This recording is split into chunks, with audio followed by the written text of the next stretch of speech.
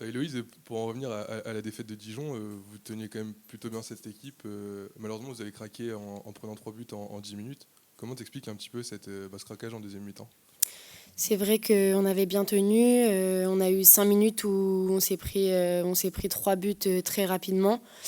Il y a souvent des moments dans le match comme ça où on a peut-être un manque de concentration ou peut-être un manque d'expérience qu'on paye forcément contre des équipes qui sont très efficaces cette année dans le championnat. Donc c'est vrai que c'est pas facile, mais on va se remettre au boulot pour faire mieux dès ce week-end. Et puis il y a quand même eu du positif, c'est cette réaction en fin de match qui a d'ailleurs commencé avec ton but sur corner.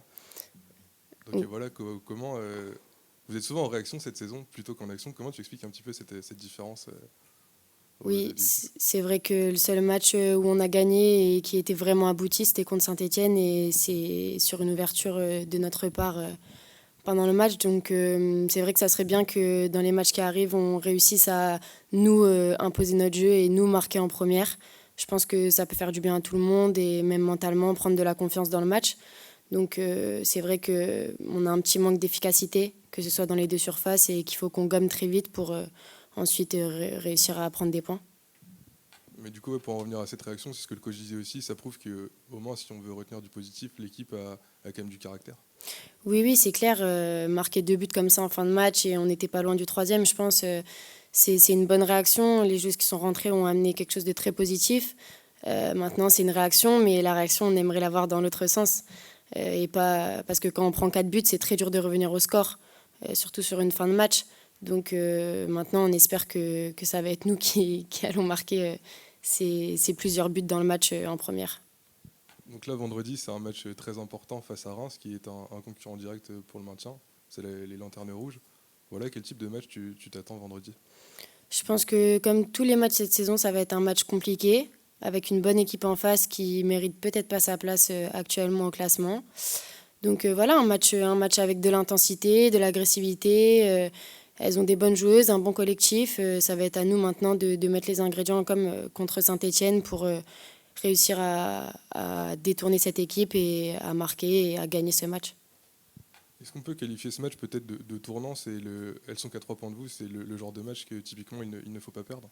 Ça peut être un des tournants du championnat, bien sûr, parce que si on gagne, on les met à 6 points et si on perd, on les relance. Donc forcément, c'est un des tournants. Ça ne sera pas le tournant, mais ça peut être un des tournants de cette saison. Et c'est pour ça qu'on a bien en tête ce qu'il va falloir faire ce week-end pour réussir à rester dans ce championnat. Pardon. Est-ce que dans cette équipe de Reims, il y a peut-être une ou deux joueuses qu'il faut retenir un petit peu plus que les autres? Il y a plusieurs bonnes joueuses, oui. Il y a Maïté Bouclier et Lisa Launay avec qui j'ai pu jouer à Lille, qui sont de très bonnes joueuses. Le Moguedec au milieu, Mélissa Gomez devant.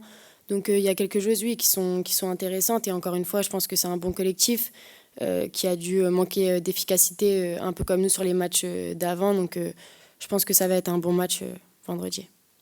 Oui, puis Reims, c'est une équipe que vous n'avez pas battue l'année dernière. Il y avait eu match nul là-bas, je crois, et défaite à domicile.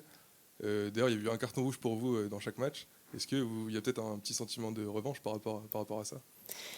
Un sentiment de revanche, non. Maintenant, ça nous tient vraiment à cœur de gagner, comme tous les matchs. Il n'y a pas forcément plus de revanche contre Reims, mais voilà, c'est la gagne absolument à chaque match qu'on va jouer maintenant. Est-ce que tu la sens à l'aise dans cette position, cette équipe de Reims habituellement, elle joue plutôt la première moitié de tableau. Voilà, elles ne sont pas habituées en tout cas à jouer pour le moment le fond de classement. C'est un rôle qu'elles ne connaissent pas.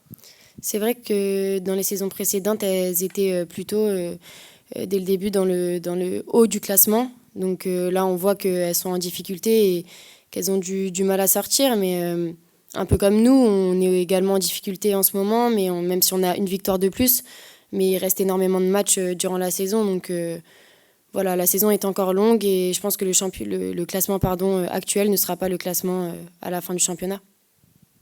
Là, pour en revenir à vous, là, vous êtes seulement 10e pour l'instant sur ce début de saison, une seule victoire. Est-ce que tu t'attendais à vivre une saison aussi compliquée pour l'instant? On savait que ça n'allait pas être facile en tout cas parce qu'on a un groupe jeune, on a des joueuses qui ont pas forcément énormément d'expérience, donc on savait que ça allait pas être facile. Maintenant, comme je l'ai dit, on a joué 6 matchs, il en reste encore énormément, dont des matchs de concurrents directs où on espère prendre beaucoup de points et qui nous ferait remonter au classement. Donc voilà, on s'attendait à ce que ce soit pas facile. Maintenant, on est dans une situation plutôt compliquée, mais qu'on peut largement surmonter.